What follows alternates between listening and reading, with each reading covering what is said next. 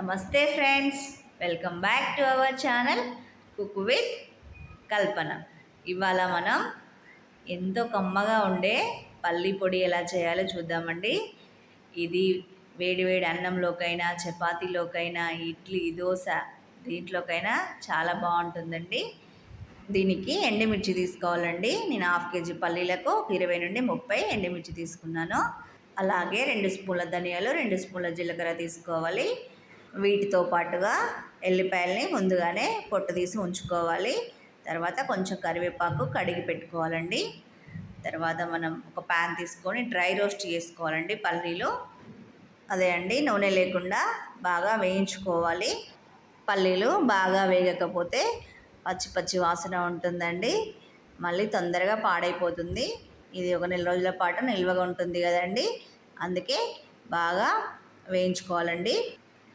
ఇలా ఈ కలర్ వచ్చేంత వరకు వేయించుకోవాలండి. ఇలా మనం ఒలిస్తే పొట్టు ఊడేంత వరకు వేగినాక తీసి చల్లారబెట్టుకోవాలండి. తర్వాత ఒక ప్యాన్ తీసుకొని దాంట్లో కొంచెం ఒక 2 స్పూన్ల ఆయిల్ వేసుకోవాలి. వేసుకున్న తర్వాత మనం ధనియాలు, జీలకర్ర తీసుకున్నాం కదా, అవి వేసుకొని కొంచెం ఫ్రై చేసుకోవాలండి. అవి ఫ్రై అయిన తర్వాత కొంచెం కరివేపాకు వేసుకోవాలి. కరివేపాకు ఫ్రై అయిన తర్వాత ఎండుమిర్చి వేసుకోవాలండి.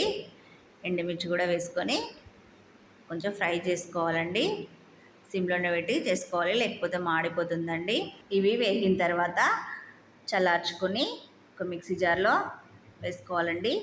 ఇవి మిక్సీ చేసేటప్పుడు కొంచెం ఉప్పు యాడ్ చేసుకోవాలండి. ఇక్కడ నేను గల్లుప్పు తీసుకున్నాను, కొంచెం నిల్వ ఉంటుంది కదా, అందుకని గల్లుప్పు అయితే బాగుంటుందని. తర్వాత మిక్సీ చేసుకొని పొడి అయిన తర్వాత ఎల్లిపాయలు వేసుకొని మళ్ళీ ఒకసారి మిక్సీ పట్టుకోవాలి. తర్వాత మనం వేయించి పొట్టు తీసుకున్న పల్లీలని మిక్సీలో వేసుకొని మెత్తగా మిక్సీ పట్టుకోవాలండి. ఈ పల్లి పొడి ఇంకా రోట్లో చేసుకుంటే చాలా చాలా బాగుంటుందండి. ఇలా మెత్తటి పొడిలా మిక్సీ చేసుకోవాలి.